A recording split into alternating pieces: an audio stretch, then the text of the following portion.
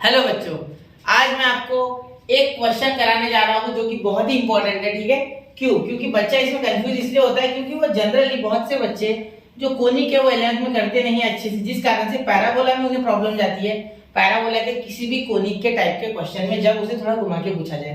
देखो अब यहाँ पे एक्चुअली आपको पूछा गया है कि find the reason bounded by parabola y square is equal to 4x and it's lattice rectum. अब लैटिस रेक्टम देख के बच्चा बहुत से बच्चे कर नहीं पाते, बोलते हैं लैटिस रेक्टम क्या होता है।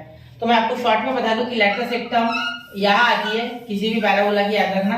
और इसका पॉइंट हमेशा a,0 होगा, टेंशन मत लेना, हमेशा a,0। ठीक है, यहाँ ओरिजिन, यहाँ y, यहाँ x। ठीक है, याद रखना हमेशा। तो a,0 भी होगा। ठीक है, और ये लैटिस रेक्टम जो होता है ये ऐसी होता है, इसकी पूरी जो लैटिस रेक्टम की लेंथ होती है वो 4a होती है, इधर 2a इधर 2a। ठीक है, तो ये पॉइंट जो होता है ये होता है 0,-2a और ये होता है 0,-2a ना, नहीं सॉरी क्या लिखे हमने, हाँ a,-2a और ये होता है a,+2a। ठीक है, तो ये पॉइंट होते हैं। ठीक है, तो इसकी लेंथ पूरी 2a+2a 4a होती है। ठीक है, क्योंकि ये नेगेटिव भले ही है लेकिन नीचे तो बढ़ रहा है ना लेंथ। ठीक है सर, बिल्कुल।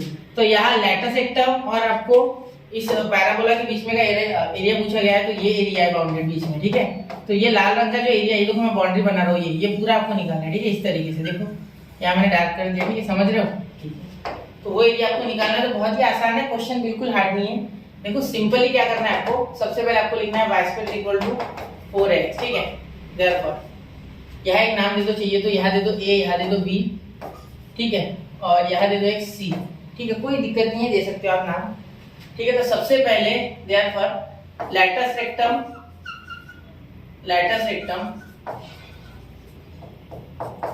इस लिखो या ऐसे एरो देके x = a लिख दो। ठीक है, ये लिखना मत भूलना। ठीक है, और y की वैल्यू बनानी पड़ेगी क्योंकि y = 4ax, तो यहाँ हो जाएगा 2√ax। ठीक है, अब ऐसा क्यों किया मैंने, क्योंकि आपको पता है जब मैं एरिया निकालूंगा तो मैं x की लिमिट लूंगा, ना कि y की। मैं x की लिमिट लूंगा, y में नहीं जाऊंगा मैं। ठीक है, y में इधर का आ जाएगा ना, तो x की लिमिट चाहिए। ठीक है, तो यहाँ देखिए एरिया बाउंडेड, मैं सिर्फ a लिख रहा हूँ, area bounded between the region and the latus rectum, ये आपको लिखना होगा। ठीक है, between the parabola and the latus rectum is integration of 0 से लेके a और यहाँ 2 से मल्टीप्लाई। क्यों 2 से मल्टीप्लाई? देखो इधर का एरिया तो आएगा बेटा, ऊपर का नीचे का नहीं आएगा। तो ये सिर्फ ऊपर का एरिया दे सकता है 0 से लेके a तक, तो पूरा करना है तो 2 से मल्टीप्लाई। कितने से? 2 से, इसका एरिया प्लस इसका एरिया। ठीक है, 1 + 2, ये दोनों का एरिया, और दोनों सिमेट्री के तो सेम ही होंगे। ठीक है, चलिए तो यहाँ आप क्या लिख सकते हो, 2√ax y की जगह पे, या पहले y लिखो, चलो y dx लिख देते। ठीक है, और y की वैल्यू डाल देते तो 2 इंटीग्रेशन 0 से लेके a 2√ax। ठीक है, और यहाँ dx। ठीक है, अब आप अगर ध्यान से देखोगे तो a = 2 2 4, ये 4 आ गया है बाहर। ठीक है, ये देखो ये अंडर a आ गया आपका बाहर। ठीक है, क्योंकि ये भी कांस्टेंट, तो यहाँ इंटीग्रेशन 0 से लेके a √x dx का। तो अब यहाँ √x dx का इंटीग्रेशन क्या होता है, 4√a, यहाँ हो जाएगा x का पावर 3/2/3/2। आप पूछोगे सर ये कैसे आया? ठीक है बेटा, तो आपको बेसिक इंटीग्रेशन नहीं आता है अभी, ये करना चाहिए आपसे। देखो इंटीग्रेशन ऑफ x का पावर ½ dx है एक्चुअली, तो x का पावर n dx क्या होता है, इंटीग्रेशन x का पावर n+1/n+1। ठीक है, तो ये यही हो रहा है, x का पावर 1/2 + 1/2 + 1। ठीक है, तो ये 3/2 ही आएगा, ½ और 1 1.5 होता है। ठीक है, आधा और 1 1.5 होता है, तो वो 1.5 ही लिखा है मैंने। तो ये 2 ऊपर जाएगा, तो यहाँ एरिया लिख रहा हूँ मैं। देखो यहाँ 8 हो जाएगा, 4 2 8, ये रेसिप्रोकेट कर जाएगा तो 8। ठीक है, ये √a है, तो यहाँ तो लिमिट लगेगी 0 से लेके a तक की।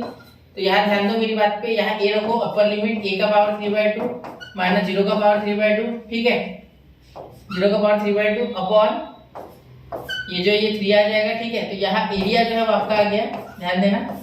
लास्ट एरिया स्क्वायर यूनिटी लिखना है लास्ट में, क्योंकि ये लास्ट क्वेश्चन लास्ट टेस्ट है। ठीक है, ये 8 a का पावर 3/2, तो 8 a का पावर 3/2 अपॉन 3, ये आपका एरिया आ गया बेटा। ठीक है, तो इसे नोट करना ध्यान से, ये क्वेश्चन इंपॉर्टेंट है क्योंकि बच्चे लैटिस रेक्टम का कॉन्सेप्ट भूल जाते हैं, भूलना नहीं है। लैटिस रेक्टम की तो लेंथ भी होती है 4a। ठीक है, इसके आगे कुछ एक डायरेक्ट्रिक्स होती है, याद रखना, डायरेक्ट्रिक्स भी होती है आगे जिसके सेम टू सेम डिस्टेंस होता है इधर और इधर, तो ये दोनों मिला के 2a होता है एक्चुअली।